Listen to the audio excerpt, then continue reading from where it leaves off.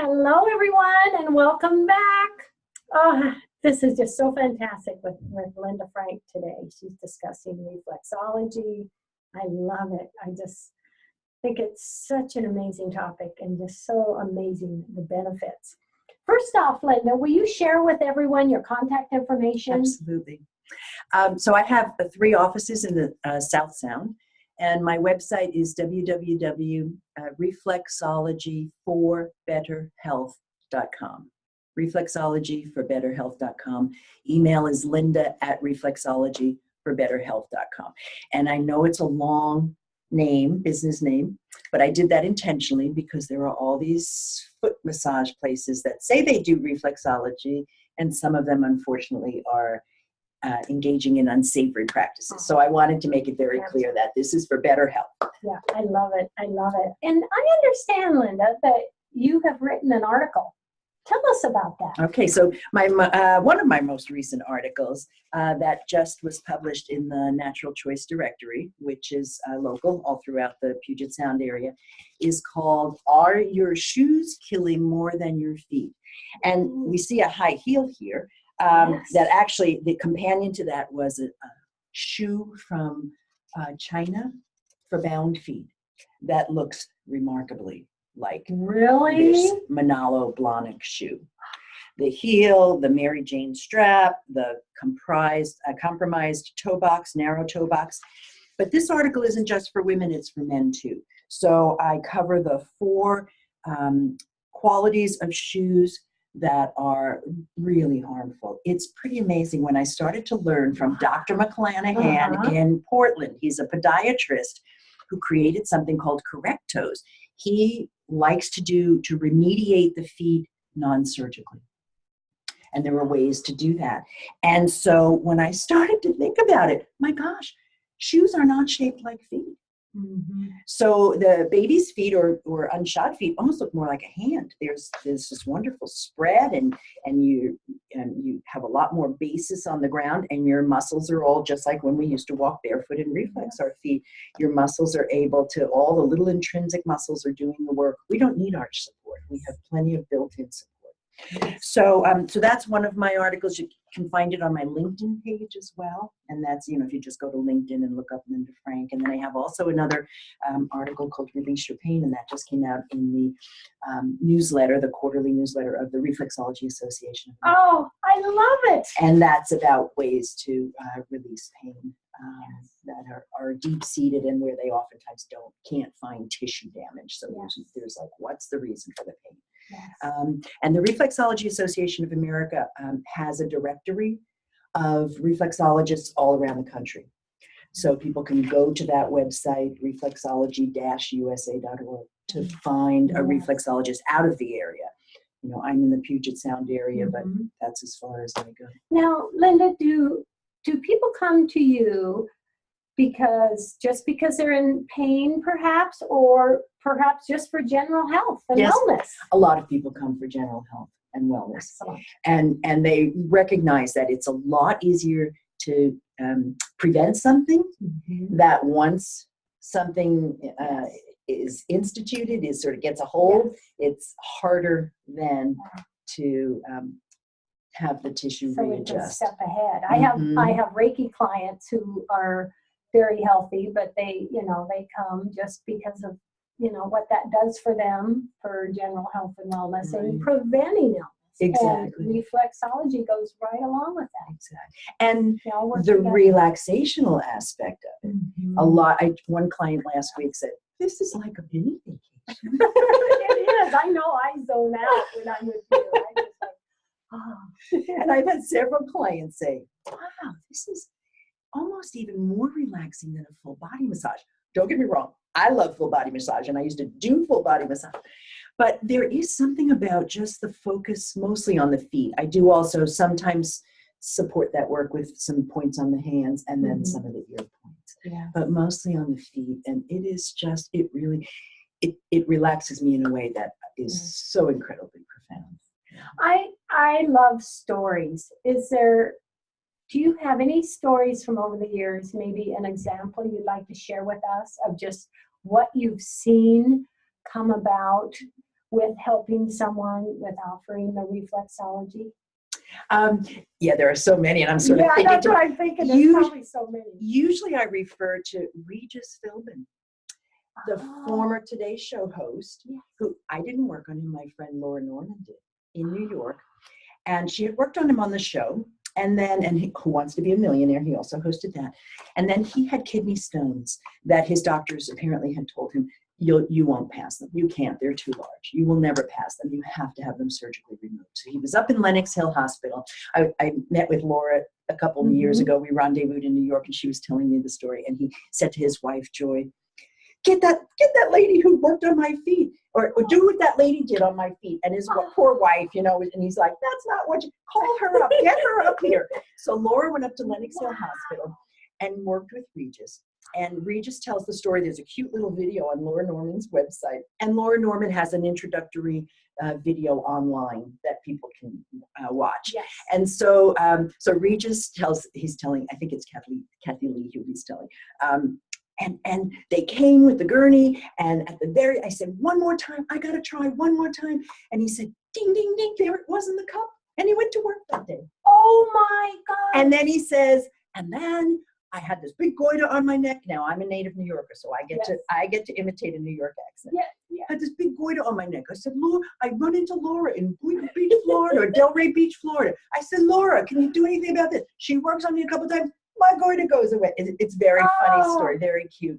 I had one client who came in for foot pain, and she mentioned that she had some back pain. So I held some ear points, and in about 4 minutes, she said, is it possible that my back pain went away? And I said, with reflexology, the body's going to normalize function. So it's going to do whatever it can do. Well, she emailed me about a week later, and she said, is it possible reflexology changed my taste buds? Because I used to love very sweet food and very salty food. And I bought my little cupcake, and I cut it in half. It's my little ritual. Yeah. And I had to spit it out in the sink. It was so sickeningly sweet. And I said, oh, if I could guarantee that your body would change your taste buds, I could make a lot of money from reflexology. Yeah.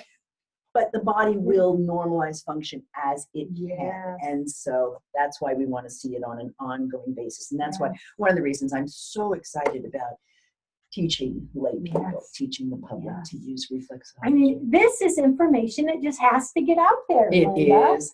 And then in terms of foot pain, I had a client who had been diagnosed with a neuroma, which is painful tissue buildup around the nerve, mostly in the ball of the foot, in 2000. So for 17 years, he had been walking around with foot pain. And I saw him 3 times, and then he went on vacation, and he came back, and he said, oh, it was excruciating, the burning. And so in the course of reflexing, we're working with the soft tissue. Soft tissue is attached to the bone. All of a sudden, we heard in the 4th session, we heard this click, and I said to him, let's see what happens. He came back 2 weeks later. He said, I took 5 3-mile walks, and I kept expecting pain. Oh my gosh. And there was no pain. And he came back 2 weeks later, and he said, there's still no pain. And I saw him about 4 or 5 months later, and I said, how's your foot doing? And he said, still no pain. So in one of my foot pain clients, after about the 3rd session, she said, and she said after the 1st session, her feet hurt worse. But she figured something was changing. It was important to come back. Yeah. She's now studying to be a reflexologist. Oh, I love she said, I want to do for other people what you did for me. And she said, it's not like I never get foot pain, because she's in business. She's a high-profile salesperson. She has to wear high heels sometimes. She's still, but she said, you taught me so much that I know as soon as it starts, I know what to do to nip it in the bud. And so that, to me, the ability to empower people to participate in their own health, to know what they can do to stop that runaway train. Oftentimes we think the elimination of pain is the big goal. Well, the big goal is, I think is first to stop the snowballing downward, any downward spiral. Yes. It's so exciting. I'm going to grab my skeleton of the foot. Yes. I mean, I love feet, and 26 bones in each foot. And I have markings on this foot. I think it's about 150 ligaments. These are so intricate. So, and I had read a statistic that was just mind-boggling, that I have forgotten how many tons of coal were equated to the amount of weight our feet lift in a day. It was something like 40 railroad cars worth of coal. Oh my God. So that our body, that our Yeah. feet are lifting just with the weight of our Yeah. body every day. So, most of the time people shove these in shoes that go like this and pinch all the toes together. These are your brain reflexes. You do not want to be cutting off circulation from your brain reflexes. And your neck is the shaft of the toe. The pads of the toes and fingers are the brain reflexes. So would the neck be every toe or a particular, every toe? Every toe. So all 5 zones we say are in the great toe, and then on down. So the center line would be here, and then as we come out to the side of the neck would be here, but also would be here. So it's just fascinating, and I just hope that people start to respect their feet. Read my article about shoes. Get to the website of www.correct toes or natural foot gear. Go to both of those. There's tons of information about feet and about remediating and about getting shoes that are shaped like your feet. Yes. Yeah.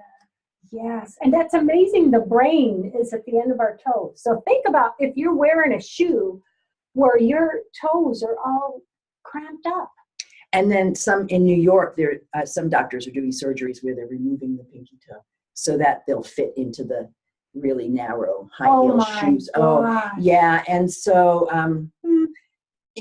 I recommend you avoid surgery to the best of your ability. Yeah.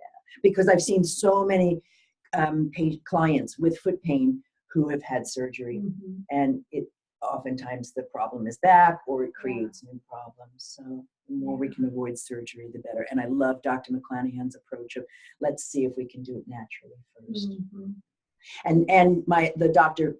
Manzanares, the Spanish physician whom I study with, I love his whole philosophy is quality of life. So let's see what we can do. Like if he has children with ADHD, he does his protocol is 2 half-hour sessions a week for 5 weeks. If that child's scores don't change and they're still, hyperactive, he's going to prescribe medication. He doesn't, then he won't hesitate. But let's try reflexology first. So if it's not, now that said, reflexology is not a substitute for medical care. So if someone's got something, really urgent, see a doctor. If you've got diabetes, if you've got it, you can try we call these complementary modalities. The term that the National Institutes of Health started using was CAM, so they're nicknamed CAM modalities, complementary and alternative medicine modalities. But the National Institutes of Health recognized that alternatives seemed a little maybe threatening to the medical community. So we really like to emphasize they're complementary, they're integrative. I have a nice article about integrative medicine and how the future of integrative medicine is in your hands because of the 42% of the hospitals in the U.S. that offer CAM modalities. They might not cover it by insurance, but they make a room for massage or acupuncture. Reflexology is used in a lot of the cancer clinics. About 80% of those 42% of hospitals say it's patient pressure that to ask, will you make these available for me? So ask your doctor, ask your insurance company, keep asking. And what I'm thinking is, oh my gosh, think of the medical conditions that can be avoided with something like reflexology. I was so taken by a study that was done with children with asthma, and that they were able to avoid giving those children drugs.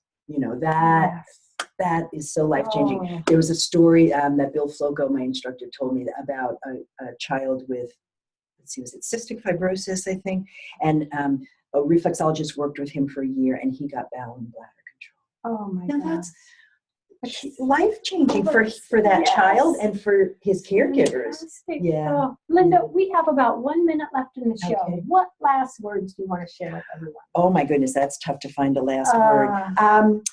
Find your reflexologist, find some books on reflexology, participate in your own health. There are so many things that we can do to, don't depend on the doctors. As I say, don't avoid them. If you have a condition, do see doctors, but but learn, research on your own. I just read an article about a category of antibiotics, Cipro and Avalox, that the FDA finally said this should be last resort, and doctors are giving them as first resort. So do your research. These can cause deep musculoskeletal, Achilles tendon problems, especially. Wow. So I think that's what I'd leave folks with is get involved. Your health, the body is amazing. It is such an amazing apparatus for us. Well, thank you so much, Linda. Thank you. And thank you, everyone, for joining us. Love, hugs, and blessings. Bye. Thanks again. Bye-bye.